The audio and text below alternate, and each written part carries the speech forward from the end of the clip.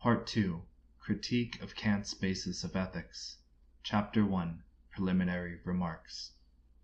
It is Kant's great service to moral science that he purified it of all eudaimonism.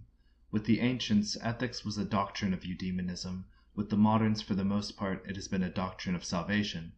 The former wished to prove that virtue and happiness are identical, but this was like having two figures which never coincide with each other, no matter how they may be placed. The latter have endeavored to connect the two, not by the principle of identity, but by that of causation, thus making happiness the result of virtue. But to do this, they were obliged to have recourse to sophisms, or else to assume the existence of a world beyond any possible perception of the senses. Among the ancients, Plato alone forms an exception. His system is not eudaimonistic, it is mystic instead. Even the ethics of the Cynics and Stoics is nothing but a special form of eudaimonism, to prove which there is no lack of evidence and testimony, but the nature of my present task forbids the space. The ancients, then, equally with the moderns, Plato being the single exception, agree in making virtue only a means to an end. Indeed, strictly speaking, even Kant banished eudaimonism from ethics more in appearance than in reality, for between virtue and happiness he still leaves a certain mysterious connection. There is an obscure and difficult passage in his doctrine of the highest good, where they occur together, while it is a patent fact that the course of virtue runs entirely counter to that of happiness. But passing over this, we may say that with Kant the ethical principle appears as something quite independent of experience and its teaching. It is transcendental or metaphysical. He recognizes that human conduct possesses a significance that oversteps all possibility of experience, and is therefore actually the bridge leading to that which he calls the intelligible world, the mundus noumenon, the world of things in themselves. The fame which the Kantian ethics has won is due not only to this higher level which it reached, but also to the moral purity and loftiness of its conclusions. It is by the latter that most people have been attracted, without paying much attention to the foundation, which is propounded in a very complex, abstract, and artificial form, and Kant himself required all his powers of acumen and synthesis to give it an appearance of solidity. Fortunately, he separated his ethics from the exposition of its basis, devoting to the latter a special work entitled The Grundlegung zur Metaphysik der Sitten, the theme of which will be found to be precisely the same as that of our prize essay. For on page 13 of the preface he says, "The present treatise is nothing else but an attempt to find out and establish the supreme principle of morality. This is an investigation whose scope is complete in itself, and which should be kept apart from all other moral researches." It is in this book that we find the basis, that is to say, the essentials of his ethics set forth with an acute penetration and systematic conciseness, as in no other of his writings. It has, moreover, the great advantage of being the first of Kant's moral works, appearing, as it did, only 4 years later than the Kritik der reinen Vernunft, and consequently it dates from the period when, although he was 61, the detrimental effect of old age on his intellect was not yet perceptible. On the other hand, this is distinctly traceable in the Kritik der praktischen Vernunft, which was published in 1788, or 1 year later than the unhappy remodeling of the Kritik der reinen Vernunft in the second edition, whereby the latter, his immortal masterpiece, was obviously marred. An analysis of this question is to be found in the preface to the new edition by Rosenkranz, from which my own investigation makes it impossible for me to dissent. The Kritik der praktischen Vernunft contains in its essentials the same material as the above-mentioned Grundlegung, only the latter has a more concise and rigorous form, while in the former the subject is handled with greater prolixity, interspersed with digressions and even padded with some pieces of moral rhetoric to heighten the impression. When Kant wrote it, he had at last and late in life become deservedly famous. Hence, being certain of boundless attention, he allowed greater play to the garrulity of old age. But the Kritik der praktischen Vernunft contains 2 sections which are peculiar to itself. First, the exposition of the relation between freedom and necessity. This passage is above all praise, and undoubtedly was framed earlier in his life, as it is entirely in harmony with his treatment of the same subject in the Kritik der reinen Vernunft. And secondly, the Moraltheologie, which will more and more come to be recognized as the real object Kant had in view. In his Metaphysische Anfangsgründe der Tugendlehre, this pendant to the deplorable Rechtslehre, written in 1797, the debility of old age is at length fully preponderant. For all these reasons, the present criticism will mainly deal with the treatise first mentioned, that is, the Grundlegung zur Metaphysik der Sitten, and the reader will please understand that all the page numbers given by themselves refer to it. Both the other works will only be considered as accessory and secondary. For a proper comprehension of the present criticism, which, in probing the Kantian ethics to its depths, bears directly and principally on this Grundlegung, it is very desirable that the latter be carefully read through again, so that the mind may have a perfectly clear and fresh presentment of what it contains. It is but a matter of 128 and 14 pages. I shall quote from the third edition of 1792, adding the page number of the new complete publication by Rosenkranz with an R prefixed. Chapter 2. On the imperative form of the Kantian ethics. Kant's proton pseudos, or first false step, lies in his conception of ethics itself, and this is found very clearly expressed on page 62. Quote, "In a system of practical philosophy we are not concerned with adducing reasons for that which takes place, but with formulating laws regarding that which ought to take place, even if it never does take place." End quote. This is at once a distinct petitio principii. Who tells you that there are laws to which our conduct ought to be subject? Who tells you that that ought to take place, which in fact never does take place? What justification have you for making this assumption at the outset, and consequently for forcing upon us, as the only possible one, a system of ethics couched in the imperative terms of legislation? I say, in contradistinction to Kant, that the student of ethics, and no less the philosopher in general, must content himself with explaining and interpreting that which is given, in other words, that which really is or takes place, so as to obtain an understanding of it, and I maintain furthermore that there is plenty to do in this direction, much more than has hitherto been done, after the lapse of thousands of years. Following the above petitio principii, Kant straightway, without any previous investigation, assumes in the preface, which is entirely devoted to the subject, that purely moral laws exist, and this assumption remains thenceforth undisturbed, and forms the very foundation of his whole system. We, however, prefer first of all to examine the conception denoted by the word law. The true and original meaning of the term is limited to law as between citizens. It is the lex, nomos of the Romans and Greeks, a human institution, and depending on human volition.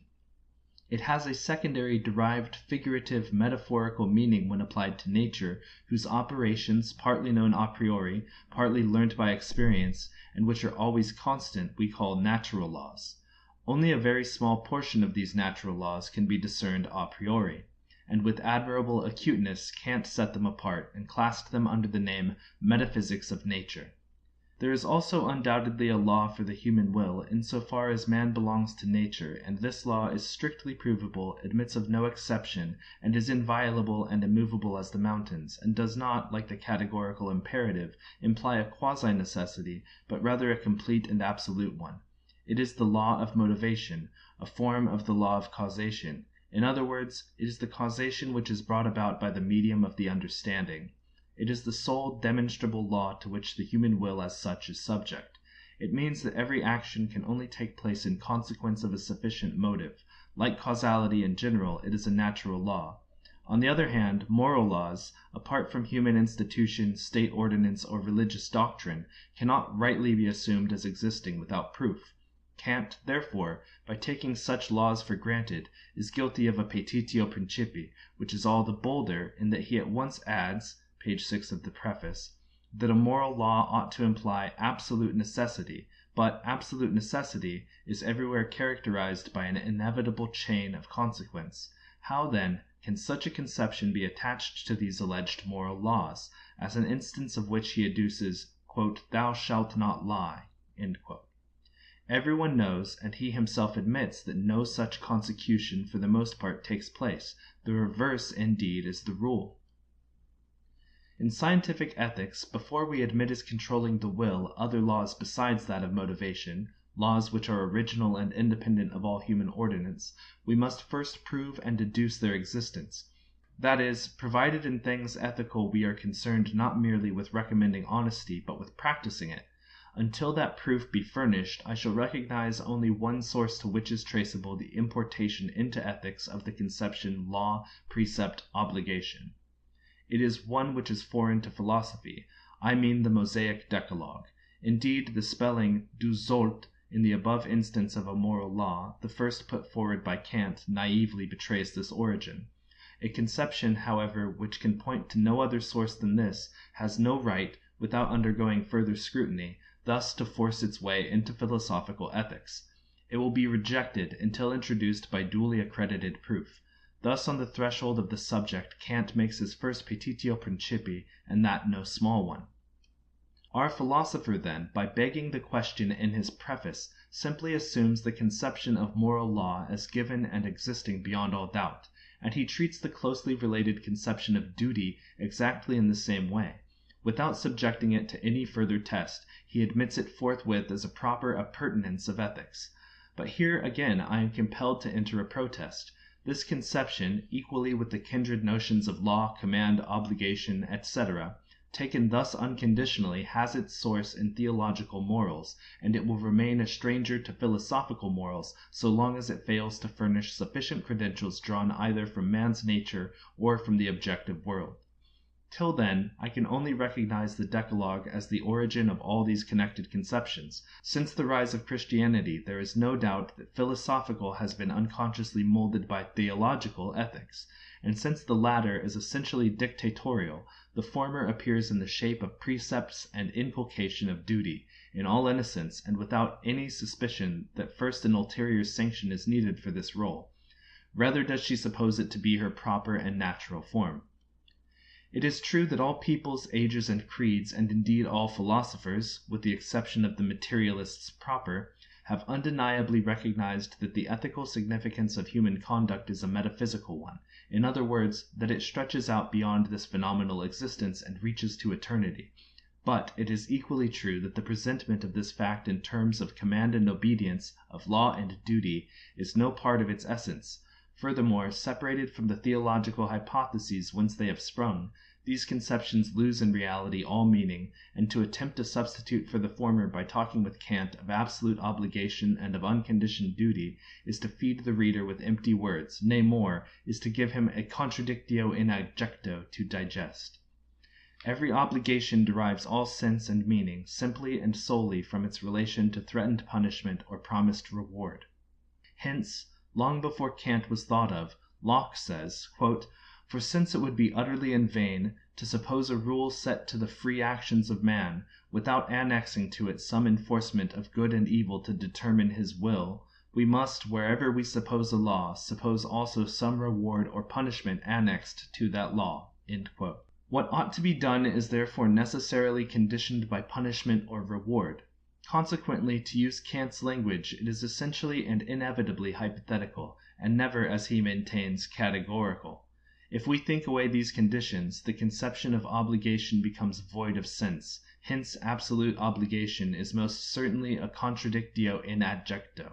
A commanding voice, whether it come from within or from without, cannot possibly be imagined except as threatening or promising.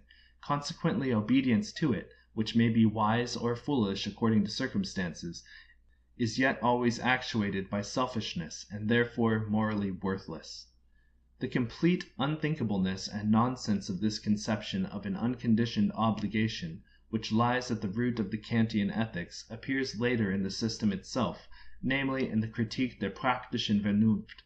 Just as some concealed poison in an organism cannot remain hid, but sooner or later must come out and show itself.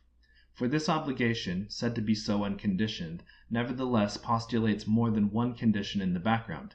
It assumes a rewarder, a reward, and the immortality of the person to be rewarded. This is of course unavoidable if one really makes duty and obligation the fundamental conception of ethics, for these ideas are essentially relative and depend for their significance on the threatened penalty or the promised reward. The guerdon which is assumed to be in store for virtue shows clearly enough that only in appearance she works for nothing.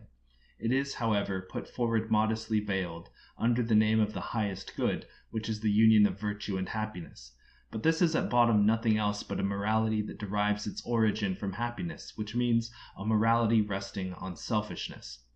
In other words, it is eudaimonism, which Kant had solemnly thrust out of the front door of his system as an intruder, only to let it creep in again by the postern under the name of the highest good.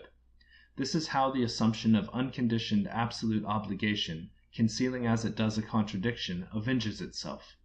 Conditioned obligation, on the other hand, cannot of course be any first principle for ethics, since everything done out of regard for reward or punishment is necessarily an egoistic transaction, and as such is without any real moral value.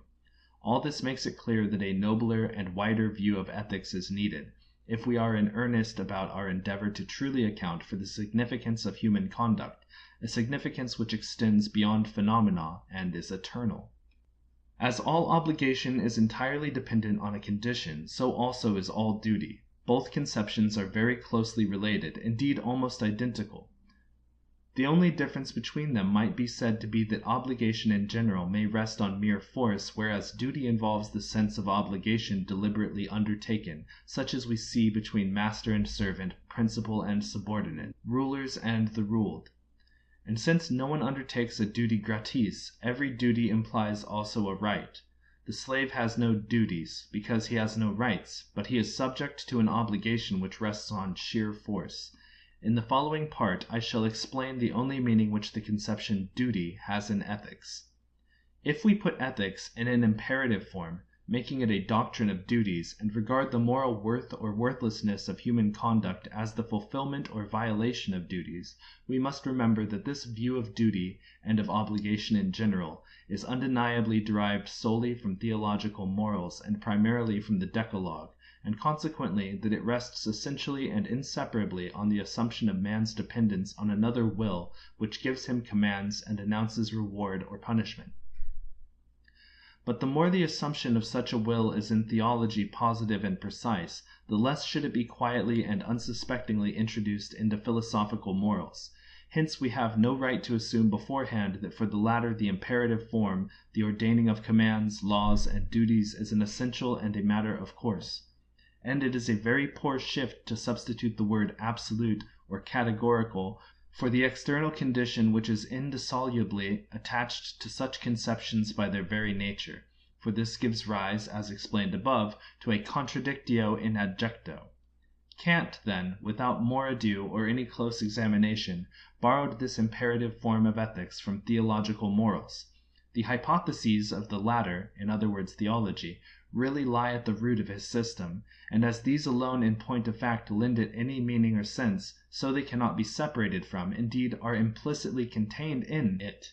After this, when he had expounded his position, the task of developing in turn a theology out of his morals, the famous Morale Theologie, was easy enough, for the conceptions which are implicitly involved in his imperative and which lie hidden at the base of his morals only required to be brought forward and expressed explicitly as postulates of practical reason.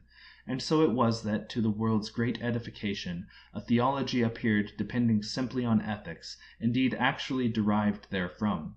But this came about because the ethical system itself rests on concealed theological hypotheses.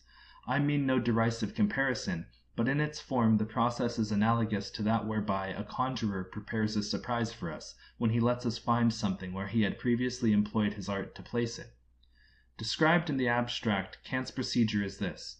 What ought to have been his first principle, or hypothesis, that is, theology, he made the conclusion, and what ought to have been deduced as the conclusion, that is, the categorical command, he took as his hypothesis.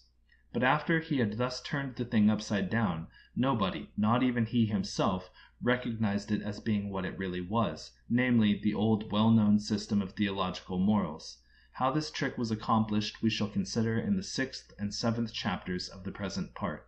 Ethics was of course frequently put in the imperative form, and treated as a doctrine of duties also in pre-Kantian philosophy, but it was always then based upon the will of a God whose existence had been otherwise proved, and so there was no inconsequence. As soon, however, as the attempt was made, as Kant attempted, to give a foundation to ethics independent of this will, and establish it without metaphysical hypotheses, there was no longer any justification for taking as its basis the words, "thou shalt," and "it is thy duty," that is, the imperative form, without first deducing the truth thereof from some other source. End of section 2.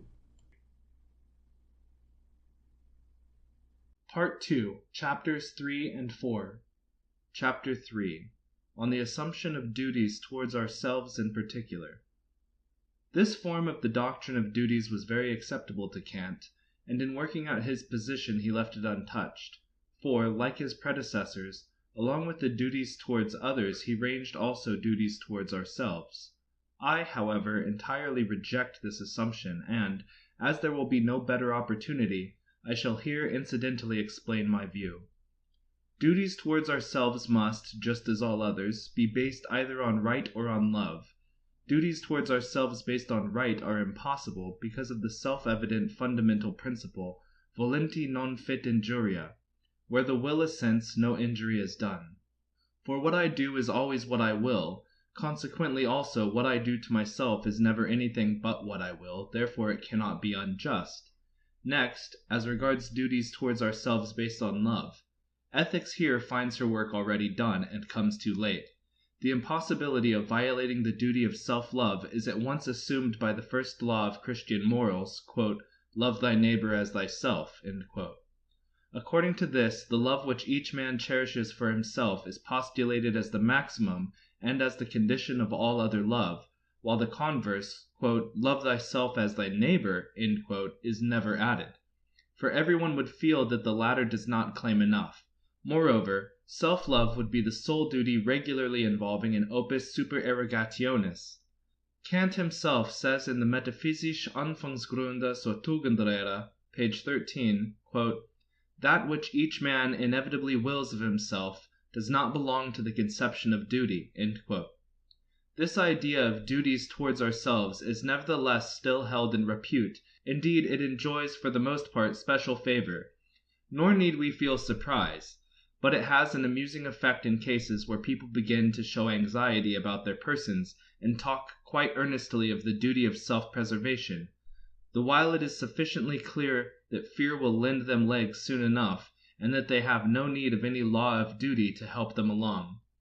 First among the duties towards ourselves is generally placed that of not committing suicide, the line of argument taken being extremely prejudiced and resting on the shallowest basis. Unlike animals, man is not only a prey to bodily pain limited to the passing moment, but also to those incomparably greater mental sufferings which, reaching forwards and backwards, draw upon the future and the past, and nature, by way of compensation, has granted to man alone the privilege of being able to end his life at his own pleasure, before she herself sets a term to it. Thus, while animals necessarily live so long as they can, man need only live so long as he will. Whether he ought on ethical grounds to forego this privilege is a difficult question, which in any case cannot be decided by the usual superficial reasoning. The arguments against suicide which Kant does not deem unworthy of adducing, I cannot conscientiously describe as other than pitiable and quite undeserving of an answer. It is laughable indeed to suppose that reflections of such a kind could have wrested the dagger from the hands of Cato, of Cleopatra, of Cocceius Nerva, or of Arria, the wife of Pedus. If real moral motives for not committing suicide actually exist, it is certain that they lie very deep and cannot be reached by the plummet of ordinary ethics. They belong to a higher view of things than is adaptable even to the standpoint of the present treatise. That which generally comes next on the rubric of duties towards ourselves may be divided partly into rules of worldly wisdom, partly into hygienic prescriptions, but neither class belongs to morals in the proper sense. Last on the catalogue comes the prohibition of unnatural lust, onanism, paiderastia, and bestiality. Of these, onanism is mainly a vice of childhood, and must be fought against much more with the weapon of dietetics than with that of ethics. Hence we find that the authors of books directed against it are physicians, that is, Tissot and others, rather than moralists. After dietetics and hygiene have done their work and struck it down by irrefutable reasoning, if ethics desires to take up the matter, she finds little left for her to do. Bestiality, again, is of very rare occurrence. It is thoroughly abnormal and exceptional, and, moreover, so loathsome and foreign to human nature that itself, better than all arguments of reason, passes judgment on itself, and deters by sheer disgust. For the rest, as being a degradation of human nature, it is in reality an offense against the species as such, and in the abstract, not against human units. Of the three sexual perversions of which we are speaking, It is consequently only with pederastia that ethics has to do, and in treating of justice this vice finds its proper place, for justice is infringed by it, in face of which fact the dictum volenti non fit injuria is unavailing. The injustice consists in the seduction of the younger and inexperienced person, who is thereby ruined physically and morally. Chapter 4. On the basis of the Kantian ethics. With the imperative form of ethics, which in Chapter 2 we proved to be a petitio principii, is directly connected a favorite idea of Kant's, that may be excused but cannot be adopted. Sometimes we see a physician, after having employed a certain remedy with conspicuous success, henceforth prescribing it for almost all diseases. To such a one Kant may be likened. By separating the a priori from the a posteriori in human knowledge, he made the most brilliant and pregnant discovery that metaphysics can boast of. What wonder then that thereafter he should try to apply this method, this sundering of the two forms, everywhere, and should consequently make ethics also consist of two parts, a pure, that is, an a priori knowable part, and an empirical. The latter of these he rejects as unreliable for the purpose of founding ethics. To trace out the former and exhibit it by itself is his purpose in the Grundlegung der Metaphysik der Sitten, which he accordingly represents as a science purely a priori, exactly in the same way as he sets forth the metaphysische Anfangsgründe der Naturwissenschaft. He asserts, in fact, that the moral law, which without warrant, without deduction or proof of any sort, he postulates as existing, is furthermore a law knowable a priori and independent of all internal or external experience. It, quote, rests, he says, solely on conceptions of pure reason, and is to be taken as a synthetic proposition a priori, end quote. But from this definition, the implication immediately follows that such a law can only be formal, like everything else known a priori, and consequently has only to do with the form of actions, not with their essence. Let it be thought what this means. He emphatically adds that it is, quote, useless to look for it either subjectively in man's nature or objectively in the accidents of the external world, end quote, and that, quote, nothing whatever connected with it can be borrowed from knowledge relating to man, that is, from anthropology, end quote.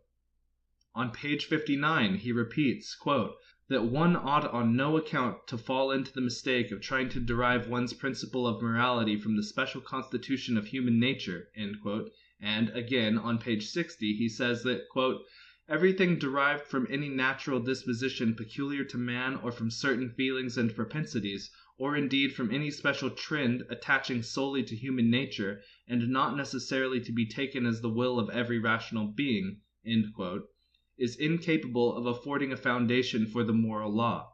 This shows beyond all possibility of contradiction that Kant does not represent the alleged moral law as a fact of consciousness capable of empirical proof, which is how the later would-be philosophers, both individually and collectively, wish to pass it off. In discarding every empirical basis for morals, he rejects all internal, and still more decidedly all external, experience. Accordingly, he founds, and I call special attention to this, his moral principle not on any provable fact of consciousness, such as an inner natural disposition, nor yet upon any objective relation of things in the external world. No, that would be an empirical foundation. Instead of this, pure conceptions a priori, that is, conceptions which so far contain nothing derived from internal or external experience, and thus are simply shells without kernels, these are to be made the basis of morals. Let us consider the full meaning of such a position. Human consciousness, as well as the whole external world, together with all the experience and all the facts they comprise, are swept from under our feet. We have nothing to stand upon. And what have we to hold to? Nothing but a few entirely abstract, entirely unsubstantial conceptions, floating in the air equally with ourselves. It is from these, or, more correctly, from the mere form of their connection with judgments made, that a law is declared to proceed, which by so-called absolute necessity is supposed to be valid, and to be strong enough to lay bit and bridle on the surging throng of human desires, on the storm of passion, on the giant might of egoism. We shall see if such be the case. With this preconceived notion that the basis of morals must be necessarily and strictly a priori, and entirely free from everything empirical, another of Kant's favorite ideas is closely connected. The moral principle that he seeks to establish is, he says, a synthetic proposition a priori of merely formal contents, and hence exclusively a matter of pure reason, and accordingly as such to be regarded as valid not only for men, but for all possible rational beings.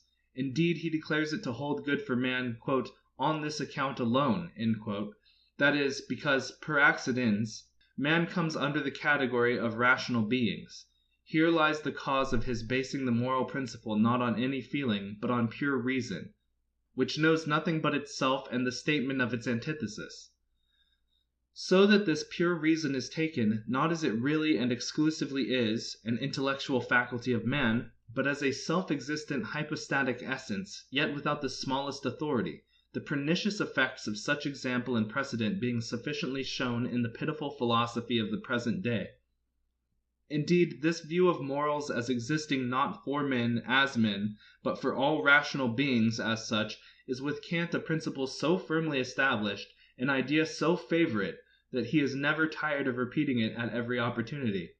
I, on the contrary, maintain that we are never entitled to raise into a genus that which we only know of in a single species, for we could bring nothing into our idea of the genus but what we had abstracted from this one species, so that what we should predicate of the genus could after all only be understood of the single species, while, if we should attempt to think away, without any warrant, the particular attributes of the species, in order to form our genus, we should perhaps remove the exact condition whereby the remaining attributes, hypostatized as a genus, are made possible. Just as we recognize intelligence in general to be an attribute of animal beings alone, and are therefore never justified in thinking of it as existing outside and independent of animal nature, so we recognize reason as the exclusive attribute of the human race, and have not the smallest right to suppose that reason exists externally to it, and then proceed to set up a genus called, quote, rational beings, end quote, differing from its single known species, man. Still less are we warranted in laying down laws for such imaginary rational beings in the abstract. To talk of rational beings external to men is like talking of heavy beings external to bodies. One cannot help suspecting that Kant was thinking a little of the dear cherubim, or at any rate counted on their presence in the conviction of the reader. In any case, this doctrine contains a tacit assumption of an anima rationalis, which, as being entirely different from the anima sensativa and the anima vegetativa, is supposed to persist after death, and then to be indeed nothing else but rationalis.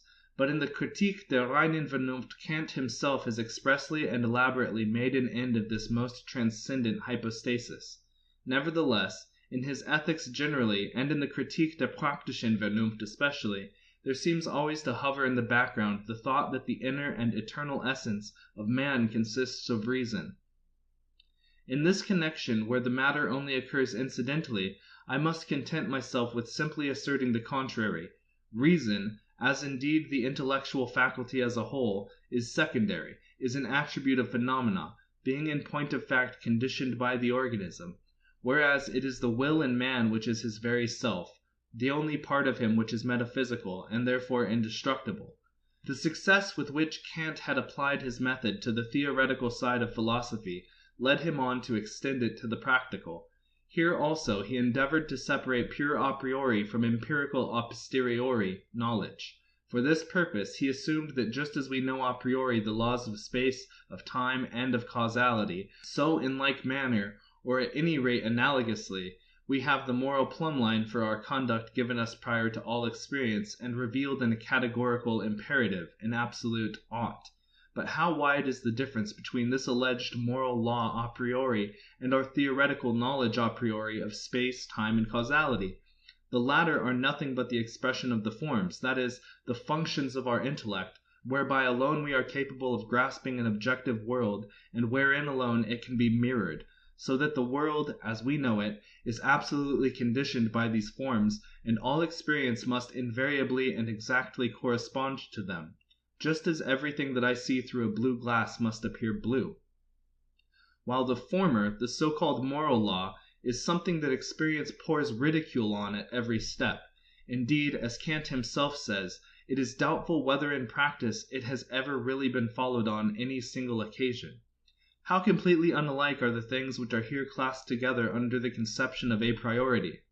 Moreover, Kant overlooked the fact that, according to his own teaching, in theoretical philosophy it is exactly the a priori of our knowledge of time, space, and causality, independent as this is of experience, that limits it strictly to phenomena, that is, to the picture of the world as reflected in our consciousness, and makes it entirely invalid as regards the real nature of things, that is, as regards whatever exists independently of our capacity to grasp it.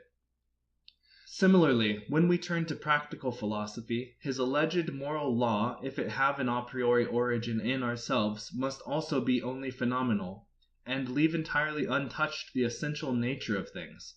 Only this conclusion would stand in the sharpest contradiction as much to the facts themselves as to Kant's view of them, for it is precisely the moral principle in us that he everywhere represents as being in the closest connection with the real essence of things, indeed as directly in contact with it. And in all passages in the Kritik der reinen Vernunft, where the mysterious thing in itself comes forward a little more clearly, it shows itself as the moral principle in us as will, but of this he failed to take account. In Chapter 2 of this part, I explained how Kant took over bodily from theological morals the imperative form of ethics, that is, the conception of obligation, of law, and of duty, and how at the same time he was constrained to leave behind that which in the realm of theology alone lends force and significance to these ideas. But he felt the need of some basis for them, and accordingly went so far as to require that the conception of duty itself should be also the ground of its fulfillment. In other words, that it should itself be its own enforcement. An action, he says, has no genuine moral worth, unless it be done simply as a matter of duty, and for duty's sake, without any liking for it being felt. And the character only begins to have value if a man, who has no sympathy in his heart, and is cold and indifferent to others' sufferings, and who is not by nature a lover of his kind, is nevertheless a doer of good actions solely out of a pitiful sense of duty. This assertion, which is revolting to true moral sentiment, this apotheosis of lovelessness, the exact opposite, as it is, of the Christian doctrine of morals, which places love before everything else, and teaches that without it nothing profiteth, this stupid moral pedantry has been ridiculed by Schiller in two apposite epigrams, entitled Gewissensschrupel, Scruples of Conscience, and Entscheidung, Decision. It appears that some passages in the Kritik der praktischen Vernunft which exactly suit this connection were the immediate occasion of the verses. Thus, for instance, on page 150 we find, quote, "Obedience to the moral law which a man feels incumbent on him is based not on voluntary inclination, nor on endeavor willingly put forth without any authoritative command, but on a sense of duty." End quote. Yes, it must be commanded. What slavish morality! And again, on page 213, quote, "Feelings of compassion and of tender-hearted sympathy would be actually troublesome to persons who think aright, because through such emotions their well-weighed maxims would become confused, and so the desire would grow up to be rid of them, and to be subject solely to the lawgiver, reason." End quote. Now I maintain without hesitation that what opens the hand of the above-described loveless doer of good, who is indifferent to the sufferings of other people, cannot, provided he have no secondary motives, be anything else than a slavish deisidaimonia, translation fear of the gods, equally whether he calls his fetish categorical imperative or fitsly puzzly. For what but fear can move a hard heart? Furthermore, on page 13, in accordance with the above view, we find that the moral worth of an action is supposed to lie by no means in the intention which led to it, but in the maxim which was followed, whereas I, on the contrary, ask the reader to reflect that it is the intention alone which decides as to the moral worth, or worthlessness, of an action, so that the same act may deserve condemnation or praise according to the intention which determined it. Hence it is that, whenever men discuss a proceeding to which some moral importance is attached, the intention is always investigated, and by this standard alone the matter is judged. As, likewise, it is in the intention alone that everyone seeks justification if he see his conduct misinterpreted, or excuse if its consequence be mischievous. On page 14 we at last reach the definition of duty, which is the fundamental conception of Kant's entire ethical system. It is, quote, "the necessity of an action out of respect for the law." End quote. But what is necessary takes place with absolute certainty, while conduct based on pure duty generally does not come off at all. And not only this, Kant himself admits that there are no certain instances on record of conduct determined solely by pure duty. And on page 26 he says, quote, "It is utterly impossible to know with certainty from experience whether there has ever really been one single case in which an action, however true to duty, has rested simply on its idea," end quote. And similarly on page 28 and page 49. In what sense then can necessity be attributed to such an action? As it is only fair always to put the most favorable interpretation on an author's words, we will suppose him to mean that an act true to duty is objectively necessary, but subjectively accidental. Only it is precisely this that is more easily said than thought, for where is the object of this objective necessity, the consequence of which, for the most part, perhaps indeed always, fails to be realized in objective reality? With every wish to be unbiased, I cannot but think that the expression necessity of an action is nothing but an artificially concealed, very forced paraphrase of the word ought. This will become clearer if we notice that in the same definition the word Achtung, or respect, is employed, where Gehorsam, obedience, is meant. Similarly, in the note on page 16 we read, quote, "Achtung signifies simply the subordination of my will to a law." The direct determination of the will by a law, and the consciousness that it is so determined, this is what is denoted by Achtung. End quote. In what language? In German the proper term is Gehorsam, but the word Achtung, so unsuitable as it is, cannot without a reason have been put in place of the word Gehorsam. It must serve some purpose, and this is obviously none other than to veil the derivation of the imperative form and of the conception of duty from theological morals, just as we saw above that the expression, quote, "necessity of an action," end quote, which is such a forced and awkward substitute for the word shall, was only chosen because shall is the exact language of the Decalogue. The above definition, quote, "duty is the necessity of an action out of respect for the law," end quote, would therefore read in natural, undisguised plain language, quote, "duty signifies an action which ought to be done out of obedience to a law," end quote. This is the real form of the poodle. But now as to the law, which is the real foundation stone of the Kantian ethics. What does it contain, and where is it inscribed? This is the chief point of inquiry. In the first place, be it observed that we have two questions to deal with. The one has to do with the principle, the other with the basis of ethics, two entirely different things, although they are frequently and sometimes indeed intentionally confused. The principle or main proposition of an ethical system is the shortest and most concise definition of the line of conduct which it prescribes, or, if it have no imperative form, of the line of conduct to which it attaches real moral worth. It thus contains, in the general terms of a single enunciation, the direction for following the path of virtue, which is derived from that system. In other words, it is the hopi, translation the what a thing is, its principle or essence, of virtue, whereas the basis of any theory of ethics is the theoti, translation the wherefore of a thing, its raison d'être, its underlying cause, of virtue. The reason of the obligation enjoined, of the exhortation or praise given, whether it be sought in human nature, or in the external conditions of the world, or in anything else, as in all sciences, so also in ethics, the hopi must be clearly distinguished from the theoti. But most teachers of morals willfully confound this difference, probably because the hopi is so easy, the theoti so exceedingly difficult to give. They are therefore glad to try to make up for the poverty on the one hand by the riches on the other, and to bring about a happy marriage between pedia, poverty, and poros, plenty, by putting them together in one proposition. This is generally done by taking the familiar hopi out of the simple form in which it can be expressed, and forcing it into an artificial formula from which it is only to be deduced as the conclusion of given premises.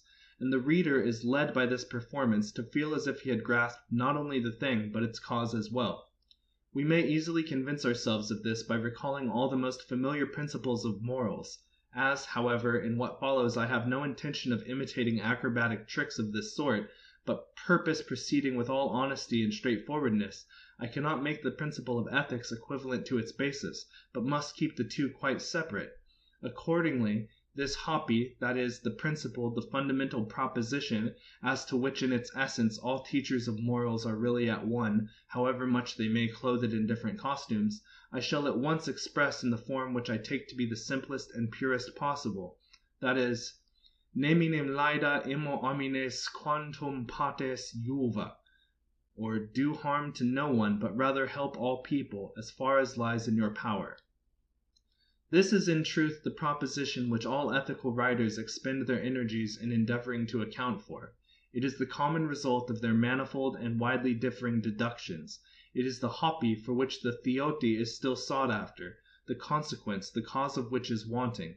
Hence, it is itself nothing but the datum, or the thing given, in relation to which the quaesitum, the thing required, is the problem of every ethical system, as also of the present prize essay. The solution of this riddle will disclose the real foundation of ethics, which, like the philosopher's stone, has been searched for from time immemorial. That the datum, the hopi, the principle is most purely expressed by the enunciation I have given, can be seen from the fact that it stands to every other precept of morals as a conclusion to given premises, and therefore constitutes the real goal it is desired to attain, so that all other ethical commandments can only be regarded as paraphrases, as indirect or disguised statements of the above simple proposition. This is true, for instance, even of that trite and apparently elementary maxim, quod tibi feeri non vis alteri ne feceris, or do not to another what you are unwilling should be done to yourself. The defect here is that the wording only touches the duties imposed by law, not those required by virtue, a thing which can be easily remedied by the omission of non and ne. Thus changed, it really means nothing else than neminem laeda immo homines quantum pates juva. But as this sense is only reached by a periphrasis, the formula gains the appearance of having also revealed its own ultimate foundation, its theoti, which, however, is not the case, because it does not in the least follow that, if I am unwilling that something be done to myself, I ought not do it to others. The same is true of every other principle or leading proposition of ethics that has hitherto been put forward. If we now return to the above question, how does the law read in obeying which, according to Kant, duty consists, and on what is it based? We shall find that our philosopher, like most others, has in an extremely artificial manner closely connected the principle of morals with its basis. I again call attention to what I have already examined at the outset. I mean, the Kantian claim that the principle of ethics must be purely a priori and purely formal, indeed an a priori synthetical proposition, which consequently may not contain anything material, nor rest upon anything empirical, whether objectively in the external world or subjectively in consciousness, such as any feeling, inclination, impulse, and the like. Kant was perfectly aware of the difficulty of this position, for on page 60 he says, quote, "It will be seen that philosophy has here indeed reached a precarious standpoint, which yet is to be immovable, notwithstanding that it is neither dependent on, nor supported by, anything in heaven or on earth." End quote. We shall therefore with all the greater interest and curiosity await the solution of the problem he has set himself, namely, how something is to arise out of nothing, that is, how out of purely a priori conceptions, which contain nothing empirical or material, the laws of material human action are to grow up. This is a process which we may find symbolized in chemistry, where out of three invisible gases, azote, hydrogen, and chlorine, and thus in apparently empty space, solid sal ammoniac is evolved before our eyes. I will, however, explain more clearly than Kant either would or could the method whereby he accomplishes this difficult task. The demonstration is all the more necessary because what he did appears to be seldom properly understood. Almost all Kant's disciples have fallen into the mistake of supposing that he presents his categorical imperative directly as a fact of consciousness, but in that case its origin would be anthropological, and, as resting on experience although internal, it would have an empirical basis, a position which runs directly counter to the Kantian view, and which he repeatedly rejects. Thus, on page 48 he says, quote, "It cannot be empirically determined whether any such categorical imperative exists everywhere," end quote. And again on page 49, quote, "The possibility of the categorical imperative must be investigated entirely on a priori grounds, because here we are not helped by any testimony of experience as to its reality," end quote. Even Reinhold, his first pupil, missed this point, for in his Beiträge zur Übersicht der Philosophie am Anfange des 19. Jahrhunderts, number 2, page 21, we find him saying, quote, Kant assumes the moral law to be a direct and certain reality, an original fact of the moral consciousness, end quote. But if Kant had wished to make the categorical imperative a fact of consciousness, and thus give it an empirical foundation, he certainly would not have failed at least to put it forward as such, and this is precisely what he never does. As far as I know, the categorical imperative appears for the first time in the Kritik der reinen Vernunft entirely ex nunc, or unexpectedly, without any preamble, and merely connected with the preceding sentence by an altogether unjustifiable therefore. It is only in the Grundlage zur Metaphysik der Sitten, a book to which we here devote a special attention, that it is first introduced expressly and formally as a deduction from certain concepts.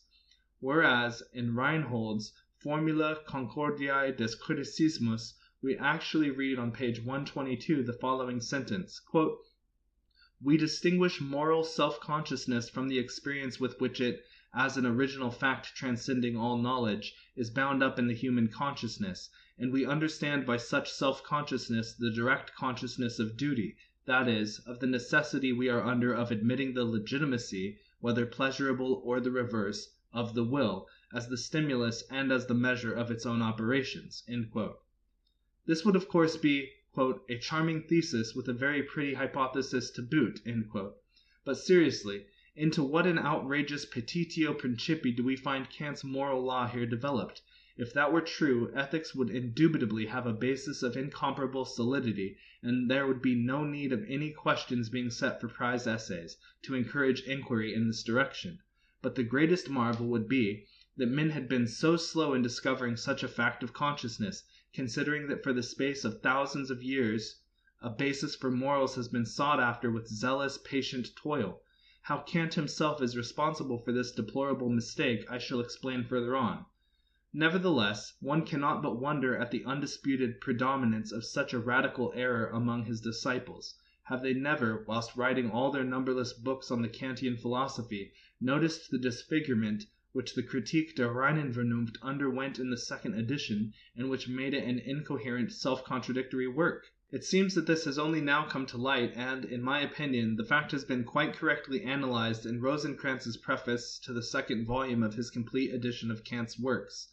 We must, however, remember that many scholars, being unceasingly occupied as teachers and authors, find very little time left for private and exact research. It is certain that docendo disco, I learn by teaching, is not unconditionally true. Sometimes, indeed, one is tempted to parody it by saying, Semper docendo nihil disco, or by always teaching I learn nothing. And even what Diderot puts into the mouth of Rameau's nephew is not altogether without reason. Quote, And as for these teachers, do you suppose they understand the sciences they give instruction in? Not a bit of it, my dear sir, not a bit of it. If they possessed sufficient knowledge to be able to teach them, they would not do so. Why? Because they would have devoted their lives to the study of them. End quote. Lichtenberg too says, quote, I have rather observed that professional people are often exactly those who do not know best. End quote. But to return to the Kantian ethics, most persons, provided only the conclusion reached agrees with their moral feelings, immediately assume that there is no flaw to be found in its derivation, and if the process of deduction looks difficult, they do not trouble themselves much about it, but are content to trust the faculty. Thus the foundation which Kant gave to his moral law by no means consists in its being proved empirically to be a fact of consciousness. Neither does he base it on an appeal to moral feeling, nor yet on a petitio principii, under its fine modern name of an absolute postulate. It is formed rather of a very subtle process of thought, which he twice advances, on page 17 and page 51, and which I shall now proceed to make clear.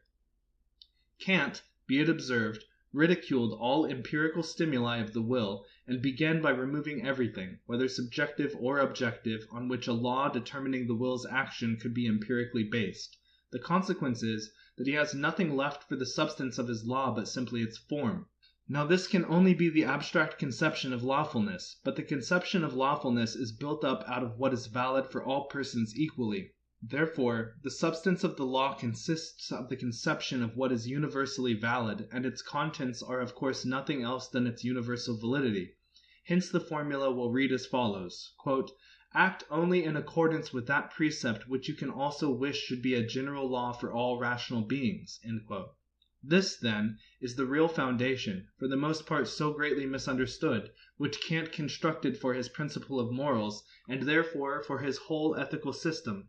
Compare also the Kritik der praktischen Vernunft, page 61, the end of note 1. I pay Kant a tribute of sincere admiration for the great acumen he displayed in carrying out this dexterous feat, but I continue in all seriousness my examination of his position according to the standard of truth. I will only observe, and this point I shall take up again later on, that here reason, because and in so far as it works out the above explained special ratiocination, receives the name of practical reason. Now the categorical imperative of practical reason is the law which results from this process of thought.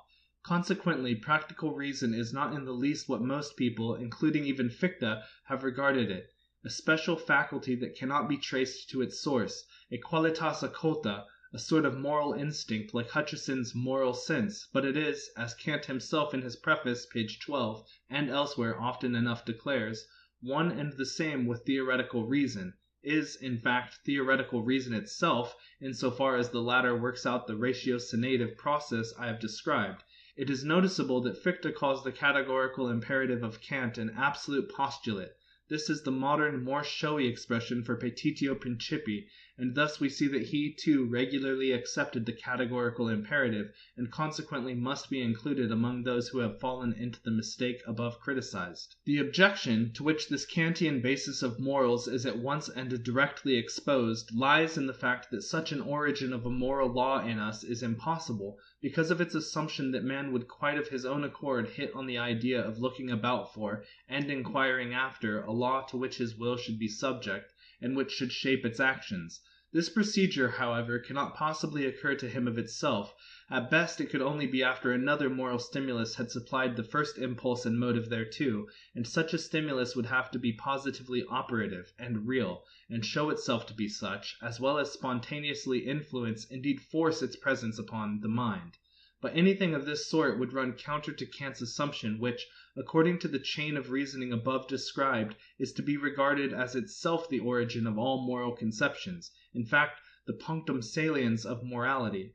Consequently, as long as there is no such antecedent incentive, because ex hypothesi there exists no other moral stimulus but the process of thought already explained, so long egoism alone must remain as the plumb line of human conduct, as the guiding thread of the law of motivation, so long the entirely empirical and egoistic motives of the moment, alone and unchecked, must determine, in each separate case, the conduct of a man, since, on this assumption, there is no voice to arrest him, neither does any reason whatever exist why he should be minded to inquire after, to say nothing of anxiously searching for, a law which should limit and govern his will.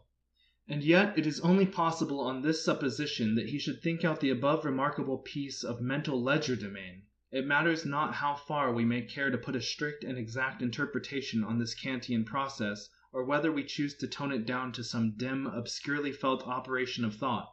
No modification of it can attack the primary truths that out of nothing, nothing comes, and that an effect requires a cause. The moral stimulus, like every motive that affects the will, must in all cases make itself felt spontaneously, and therefore have a positive working, and consequently be real. And because for men the only thing which has reality is the empirical, or else that which is supposed to have a possibly empirical existence, therefore it follows that the moral stimulus cannot but be empirical, and show itself as such of its own accord, and without waiting for us to begin our search, it must come and press itself upon us, and this with such force that it may, at least possibly, overcome the opposing egoistic motives in all their giant strength. For ethics has to do with actual human conduct, and not with the a priori building of card houses, a performance which yields results that no man would ever turn to in the stern stress and battle of life, and which, in face of the storm of our passions, would be about as serviceable as a syringe in a great fire. I have already noticed above how Kant considered it a special merit of his moral law that it is founded solely on abstract, pure a priori conceptions, consequently on pure reason, whereby its validity obtains, he says, not only for men, but for all rational beings as such. All the more must we regret that pure, abstract conceptions a priori, without real contents, and without any kind of empirical basis, can never move, at any rate, men. Of other rational beings I am of course incapable of speaking. The second defect, then, in Kant's ethical basis is its lack of real substance. So far this has escaped notice because the real nature of his foundation has in all probability been thoroughly understood only by an exceedingly small number of those who were its enthusiastic propagandists. The second fault, I repeat, is entire want of reality, and hence of possible efficacy. The structure floats in the air like a web of the subtlest conceptions devoid of all contents. It is based on nothing, and can therefore support nothing, and move nothing. And yet Kant loaded it with a burden of enormous weight, namely, the hypothesis of the freedom of the will. In spite of his oft-declared conviction that freedom in human action has absolutely no place, that theoretically not even its possibility is thinkable, that, if the character of a man and all the motives which work on him were exactly known, his conduct could be calculated as certainly and as precisely as an eclipse of the moon, he nevertheless makes an assumption of freedom, although only idealiter, and as a postulate, by his celebrated conclusion, "You can because you ought," and this on the strength of his precarious ethical basis, which, as we see, floats in the air incorporeal. But if it has once been clearly recognized that a thing is not and cannot be, what is the use of all the postulates in the world? It would be much more to the purpose to cast away that on which the postulate is based, because it is an impossible supposition, and this course would be justified by the rule a non posse ad non esse vale consequentia, and by a reductio ad absurdum, which would at the same time be fatal to the categorical imperative, instead of which one false doctrine is built up on the other. The inadmissibility of a basis for morals consisting of a few entirely abstract and empty conceptions must have been apparent to Kant himself in secret, for in the Kritik der praktischen Vernunft, where, as I have already said, he is not so strict and methodical in his work, and where we find him becoming bolder on account of the fame he had gained, it is remarkable how the ethical basis gradually changes its nature, and almost forgets that it is a mere web of abstract ideas. In fact, it seems distinctly desirous of becoming more substantial. Thus, for instance, on page 81 of the above work are the words, "The moral law in some sort a fact of pure reason." What is one to think of this extraordinary expression? In every other place that which is fact is opposed to what is knowable by pure reason.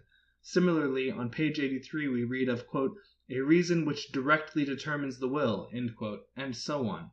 Now let us remember that in laying his foundation, Kant expressly and repeatedly rejects every anthropological basis, everything that could prove the categorical imperative to be a fact of consciousness, because such a proof would be empirical.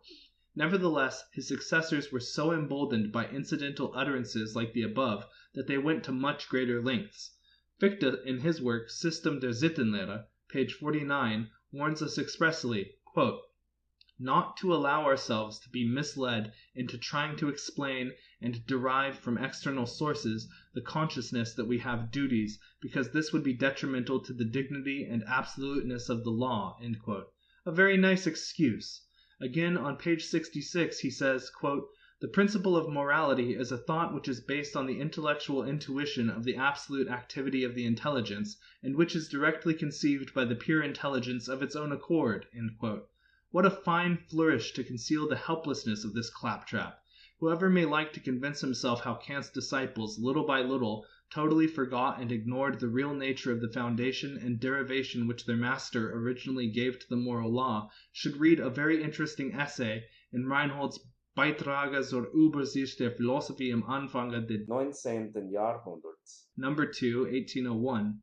In it, on pages 105 and 106, it is maintained, that in the Kantian philosophy autonomy, which is the same thing as the categorical imperative, is a fact of consciousness, and cannot be traced further back, inasmuch as it declares itself by means of a direct consciousness."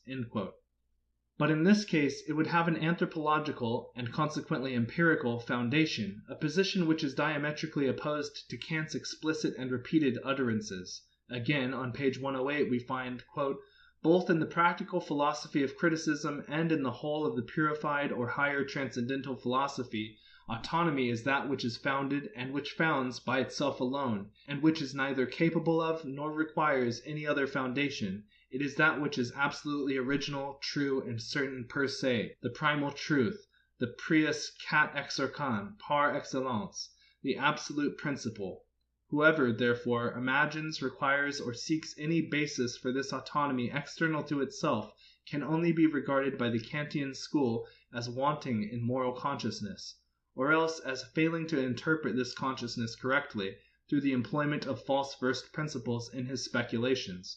The school of Fichte and Schelling declares him to be afflicted with a dullness of intellect that renders him incapable of being a philosopher, and forms the characteristic of the unholy canaille and the sluggish brute, or, to use Schelling's more veiled expression, of the profanum vulgus and the ignorum pecus. Everyone will understand how much truth there can be in a doctrine which it is sought to uphold by such defiant and dogmatic rhetoric. Meanwhile, we must doubtless explain by the respect that this language inspired the really childish credulity with which Kant's followers accepted the categorical imperative, and at once treated it as a matter beyond dispute. The truth is that in this case any objections raised to a theoretical assertion might easily be confounded with moral obliquity, so that everyone, although he had no very clear idea in his own mind of the categorical imperative, yet preferred to be silent, believing, as he did, in secret, that others were probably better off and had succeeded in evolving a clearer and more definite mental picture of it, for no one likes to turn his conscience inside out. Thus, in the Kantian school, practical reason with its categorical imperative appears more and more as a hyperphysical fact, as a Delphian temple in the human soul, out of whose dark recesses proceed oracles that infallibly declare not, alas, what will, but what ought to happen. This doctrine of practical reason, as a direct and immediate fact, once it had been adopted, or rather introduced by artifice combined with defiance, was unhappily later on extended also to theoretical reason, and not unnaturally, for Kant himself had often said that both are but one and the same reason. After it had been once admitted that in the domain of the practical there is a reason which dictates extra pode, it was an easy step to concede the same privilege to theoretical reason also, closely related as the latter is to the former, indeed consubstantial with it. The one was thus pronounced to be just as immediate as the other, the advantage of this being no less immense than obvious. Then it was that all philosophasters and fancy-mongers, with J.H. Jacobi, the denouncer of atheists, at their head, came crowding to this postern which was so unexpectedly opened to them. They wanted to bring their small wares to market, or at least to save what they most valued of the old heirlooms which Kant's teaching threatened to pulverize. As in the life of the individual, a single youthful mistake often ruins the whole career, so when Kant made that one false assumption of a practical reason furnished with credentials exclusively transcendent and, like the Supreme Courts of Appeal, with powers of decision without grounds, the result was that out of the austere gravity of the critical philosophy was evolved a teaching utterly heterogeneous to it. We hear of a reason at first only dimly surmising, then clearly comprehending the supersensuous, and at last endowed with a perfect intellectual intuition of it. Every dreamer could now promulgate his mental freaks as the absolute, that is, officially issued deliverances and revelations of this reason, nor need we be surprised if the new privilege was fully taken advantage of. Here, then, is the origin of that philosophical method which appeared immediately after Kant, and which is made up of claptrap, of mystification, of imposture, of deception, and of throwing dust in the eyes. This era will be known one day in the history of philosophy as the period of dishonesty, for it was signalized by the disappearance of the characteristic of honesty, of searching after truth in common with the reader, which was well marked in the writings of all previous philosophers. The philosophaster's object was not to instruct, but to befool his hearers, as every page attests. At first Fichte and Schelling shine as the heroes of this epoch, to be followed by the man who is quite unworthy even of them, and greatly their inferior in point of talent, I mean the stupid and clumsy charlatan Hegel. The chorus is composed of a mixed company of professors of philosophy, who in solemn fashion discourse to their public about the endless, the absolute, and many other matters of which they can know absolutely nothing. As a stepping stone to raise reason to her prophetic throne, a wretched jeu d'esprit was actually dragged in and made to serve. It was asserted that, as the word Vernunft, reason, comes from vernehmen, to comprehend, Therefore, Vernunft means a capacity to comprehend the so-called supersensuous, that is, Nephilokokogia, or cloud cuckoo town. This pretty notion met with boundless approval, and for the space of 30 years was constantly repeated in Germany with immense satisfaction.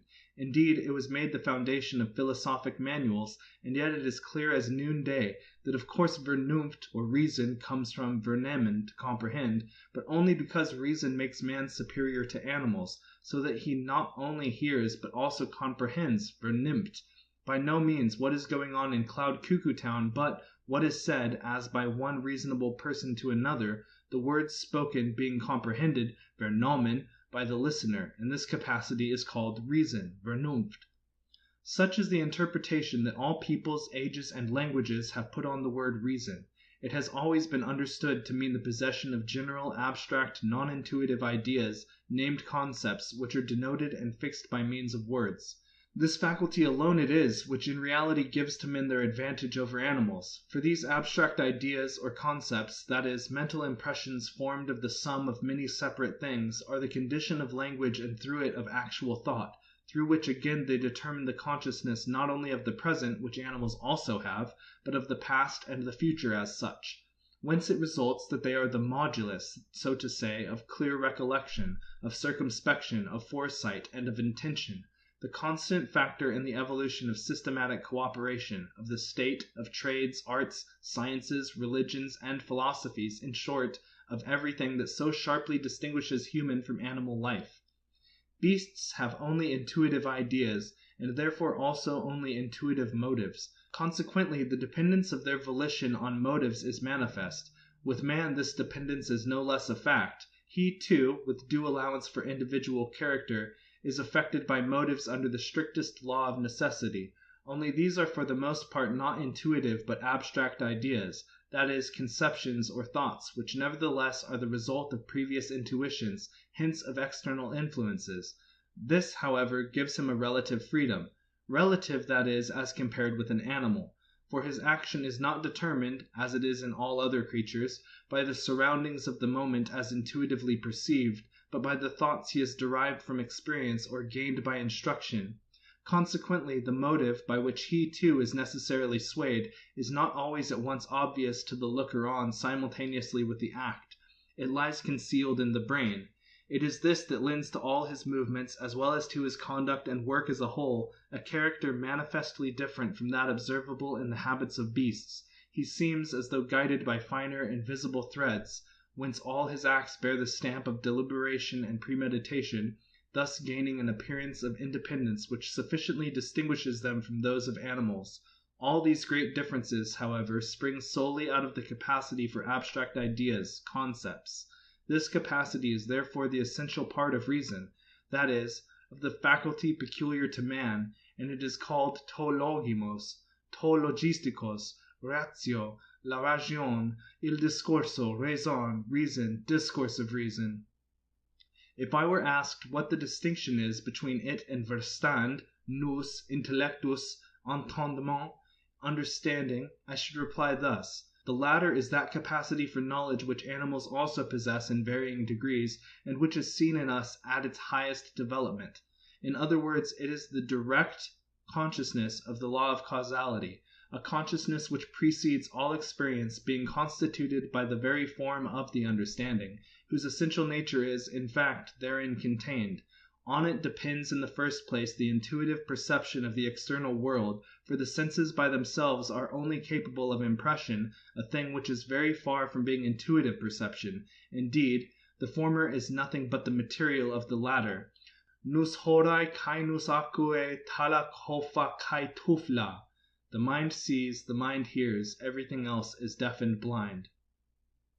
Intuitive perception is the result of our directly referring the impressions of the sense organs to their cause, which, exactly because of this act of the intelligence, presents itself as an external object under the mode of intuition proper to us, that is, in space. This is a proof that the law of causality is known to us a priori, and does not arise from experience, since experience itself, inasmuch as it presupposes intuitive perception, is only possible through the same law. All the higher qualities of the intellect, all cleverness, sagacity, penetration, acumen, are directly proportional to the exactness and fullness with which the workings of causality in all its relations are grasped.